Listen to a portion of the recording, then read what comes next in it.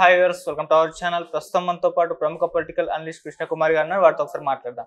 నమస్కారం మేడం. నమస్తే మేడం, పోసాని కృష్ణమురళి గారు మనకు తెలుసు వైసీపీలో అనుచిత వ్యాఖ్యలు చేయడంలో అంటే బూతులు మాట్లాడడంలో ఈయన కూడా ఒక టాప్ 10 లో ఉంటారు. వాళ్ళ లిస్టు తీస్తూ ఉంటే ఇప్పుడు ఆయన పైన కూడా కేసులు నమోదయ్యాయి. ఇవాళ కూడా నమోదైంది. దాదాపు 50కి పైగా ఆయన మీద కేసులు అయితే నమోదయ్యాయి. తొందరలో అరెస్ట్ అయ్యే అవకాశాలు ఉన్నాయని కూడా వార్తలు రావడం చూస్తున్నాం. మరి ఏంటి మేడం రీజన్? వరుసగా పెట్టి వీళ్ళపైన కేసులు అయితే నమోదవుతున్నాయి. మీరు ఏం చెప్తారు మేడం? అంటే వరుసగా కావాలని వాళ్ళు తెలుగుదేశం గవర్నమెంట్ టార్గెట్ చేస్తుంది కూటమి ప్రభుత్వం అని అనడానికి లేదండి.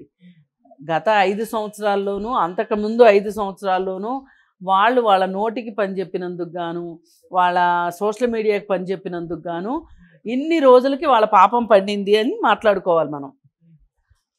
మరి ఎవ్వరూ తక్కువ ఎక్కువ కాకుండా ఒకళ్ళ మించి ఒకళ్ళు ఈ పోస్టులు పెట్టడంలో కృతకృత్యులు అయ్యారనే చెప్పొచ్చు. వాళ్ళకి తాడేపల్లి నుంచి ఆదేశాలు వచ్చాయా, తాడేపల్లి నుంచి స్క్రిప్ట్లు వచ్చాయా, ఎలా వచ్చినాయి అనేది పక్కన పెడితే ఎవరు రాశారన్నది కాదు ఇక్కడ. ఎవరి ట్విట్టర్ హ్యాండిల్ నుంచి పోస్ట్ అయింది అన్నది ఇంపార్టెంట్. ఇప్పుడు నాకు ట్విట్టర్ ఉండి నా ట్విట్టర్లో నుంచి ఒక వ్యాఖ్య వచ్చింది అనుకోండి, అది నేను పెట్టకపోవచ్చు, కానీ నేనే కదా యాక్సెస్ ఇస్తాను. నేను యాక్సెస్ ఇవ్వకపోతే నాది ఇంకొకళ్ళు ఎట్లా హ్యాండిల్ చేస్తారు నా ట్విట్టర్ని?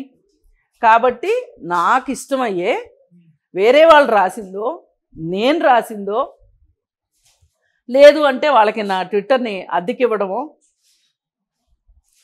చేస్తేనే కదా నా ట్విట్టర్లోంచి బయటకు వస్తాయి అవి. అలా చేసిన వాళ్ళల్లో మీరు అన్నట్టు టాప్ 10లో ఈయన ఉన్నాడు. అలాగే ఇంకా కొంతమంది ఉన్నారు. అందరినీ వాళ్ళు జల్లెడ పట్టేసి ఒక పేపర్ మీదకి తీసుకొచ్చేశారు. ఎవరికి తగ్గ కేసులు వాళ్ళకి ప్రభుత్వం తరఫు నుంచి పడతాయి ఒకటి. అలా కూడా కాకుండా కార్యకర్తలు కూడా కొంతమంది కేసులు పెడుతున్నారు. ఇప్పుడు ఈయన మీద రికార్డు స్థాయిలో 50 కేసులు నమోదైనాయి కృష్ణమురళి పేరు మీద. ఇంకా వేరే వాళ్ళ మీద ఇన్ని కేసులు అయితే నమోదు కాల. ఈయన చేసింది ఏంటంటే ట్విట్టర్ హ్యాండిల్లో పెట్టడమే కాకుండా ప్రెస్ మీట్లు పెట్టి మరీ మాట్లాడాడు. మరి ఎందుకంత సాహసానికి దుస్సాహసానికి ఒడిగట్టాడో అర్థం కావట్లేదు. ఆయన ఆ పార్టీ కూడా కాదు, ఆ పార్టీ మెంబర్షిప్ లేదు ఆయనకి. కేవలం సానుభూతి పరుడుగా, కేవలం చంద్రబాబు నాయుడు మీద వ్యతిరేకతతోటి, కేవలం పవర్ ఉన్న వాళ్ళ దగ్గరికి అయస్కాంతంలాగా అంటుకునే మనస్తత్వం ఉంది అతనికి ఒక స్థిరమైన మనస్తత్వం కానీ, ఒక ధైర్యం కానీ, ఒక నమ్మకం కానీ అతనికి లేవు. అందుకే అతను పవర్ ఎక్కడుంటే అక్కడ పవర్ దగ్గరికి వెళ్ళిపోతుంటాడు అతను.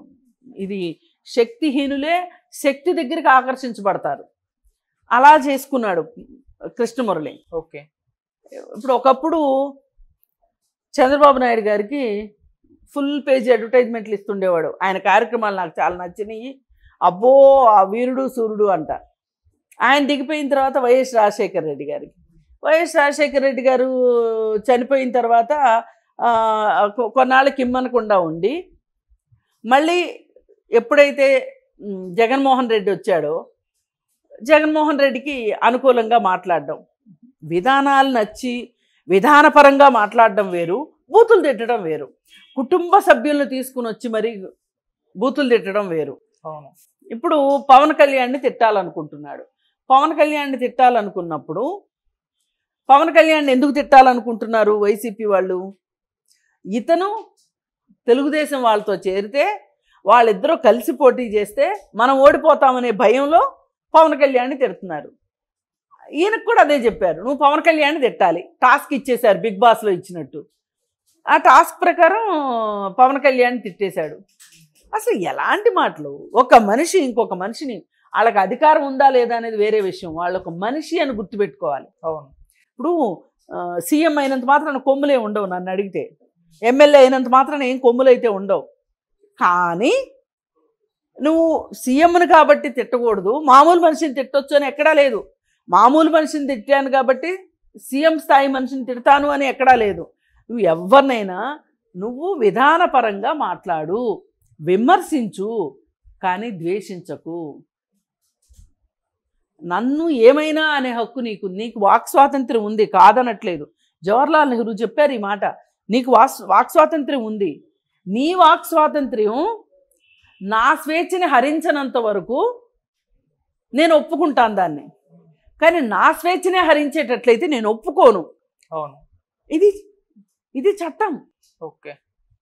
నీకెంతైనా స్వేచ్ఛ తీసుకో, కానీ నీ స్వేచ్ఛ నా స్వేచ్ఛని హరిస్తే నేనెందుకు ఊరుకుంటాను? ఇది లెక్క.